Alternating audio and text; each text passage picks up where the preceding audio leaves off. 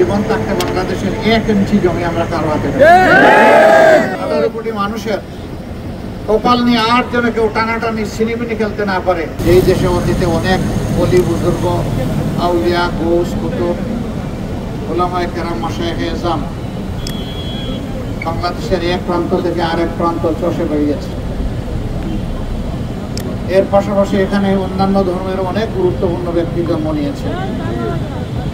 আমাদের এই প্রিয় দেশটি বিভিন্ন ধর্ম, বর্ণ এবং বৈচিত্র্যের দেশ। আমরা মিলেমিশে এখানে যুগ যুগ ধরে বসবাস করছি। ইসলাম মানুষকে শান্তি দেওয়ার জন্যই এসেছে, মুক্তি দেওয়ার জন্য এসেছে। আমরা ইসলামের ভিত্তিতে যদি দেশটাকে পরিচালিত করতে পারি, তাহলে এই দেশে কেউ ঘুষ খাওয়ার সাহস করবে না, কেউ দুর্নীতি করবে না, কেউ মা বোনদের ইজ্জত নষ্ট করার এবং মানুষের মধ্যে কোনো বৈষম্য থাকবে না। বিচারকের আসনে বসে কেউ ঘুষ খাবে না, মানুষ ন্যায় বিচার পাবে। এই সমাজে ন্যায় বিচার প্রতিষ্ঠিত হয়, সেই সমাজে আল্লাহর রহমত বর্ষণ হয়।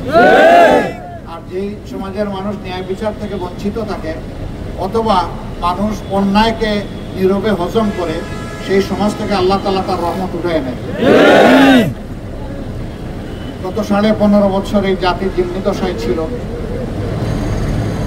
মানুষ খুন হয়েছে, গুম হয়েছে, মানুষের ইজ্জত নষ্ট হয়েছে, সম্পদ লুণ্ঠন হয়েছে, দেশের টাকা বিদেশে পাচার করা হয়েছে। কারা করেছে? আমার দেশের কৃষক শ্রমিক। কারা করেছেন?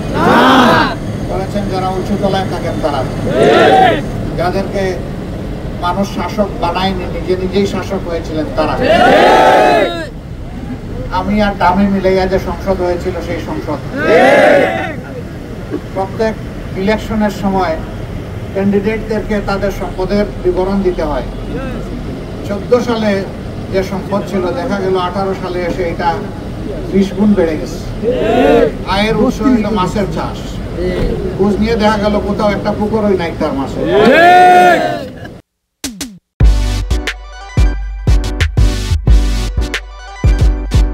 এইভাবে দেশের সম্পদ যেটা দেখিয়েছেন, এটা আসল সম্পদ নয়, বরঞ্চ এর বাইরে প্রচুর সম্পদ বিদেশে পাচার করা হয়েছে।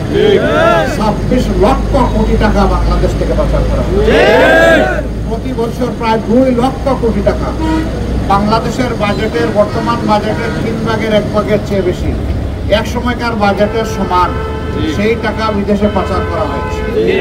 সামাজিক সুবিচার যখন থাকবে, ইসলামের ন্যায় বিচার যখন কায়েম হবে, তখন কেউ মানুষের সম্পদের উপর হাত দিতে গেলে তার কলজা থরথর করে কেঁপে ওঠে। ইসলাম শুধু মুসলমানদের জন্য নয়, ইসলাম শুধু মানুষের জন্যও নয়, ইসলাম तमाम সৃষ্টির জন্য। এই সৃষ্টির সুন্দর বিধানের জন্য সমস্ত সৃষ্টির যিনি স্রষ্টা, তার পক্ষ থেকে এই আইন এসেছে। বলে দেওয়ার দায়িত্ব আমাদের, খবর করার দায়িত্ব জনগণের। আল্লাহ আমাকে হেদায়েত দিবেন কি দিবেন না, ফয়সালা আমার হাতে নয়, এটা আল্লাহ তাআলার হাতে। আজকে এই অল্প সময়ে সামান্য কথা শোনার জন্য আপনারা এখানে এসেছেন।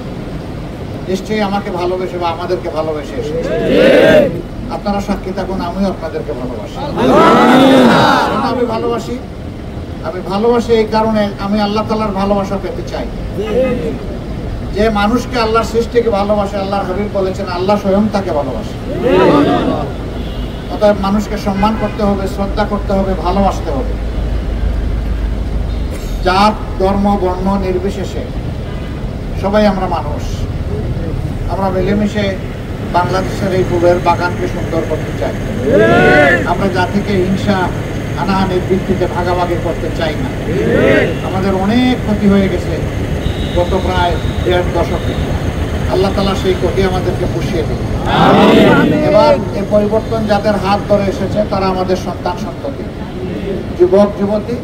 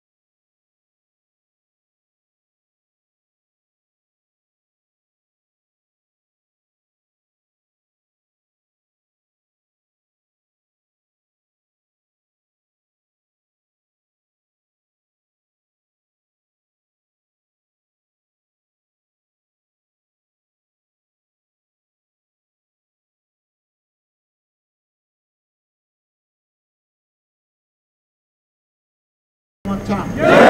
তাই যদি চেয়ে থাকেন তাহলে আপনাদের কাছে আমাদের অনুরোধ, আপনারা আমাদেরকে পরামর্শ দিবেন, আপনারা আমাদের মন্দ কাজের সমালোচনা করবেন, ধরিয়ে দেবেন, আপনারা আমাদেরকে দোয়া করবেন, আপনারা আমাদেরকে সমর্থন দিবেন। আপনারা এই নেক কাজে আপনাদেরকে আমরা পাশে চাই এবং আমরা আমাদের বকুতের সাথে চাই। আমাদের এই কথাগুলো যদি ভালো লাগে তাহলে এলাকার সমস্ত মানব মানবীর কাছে যতটুকু সম্ভব আপনারা আমাদের সালাম দিয়ে পৌঁছে দেবেন। দোয়া চাই আমরা যেন সত্যের পথে অবিচল থাকতে পারি। জানেন আপনারা আমাদের 11 জন শীর্ষ নেতা সহ শত শত নেতাকর্মীকে খুন করা হয়েছে, হাজার হাজার সহকর্মীকে পঙ্গু করা হয়েছে, অন্ধ করা হয়েছে, পা হাত কেটে ফেলা হয়েছে। তারপরেও আল্লাহর মেহেরবানি, আল্লাহ ছাড়া আমরা কারো কাছে মাথা নত করি নাই। আমাদের দেশের ভাগ্য নিয়ে যারা টানাটানি করছেন তারা বাংলাদেশকে কিভাবে দেখেন আমি জানি না, তবে আমরা তাদেরকে বলতে চাই যে আমাদের জীবন থাকতে বাংলাদেশের 1 ইঞ্চি জমি আমরা কারো হাতে সাহায্য করুন। আপনারা সবাই ভালো থাকুন, আল্লাহ আপনাদেরকে ভালো রাখুন। আসসালামু আলাইকুম ওয়া রাহমাতুল্লাহ।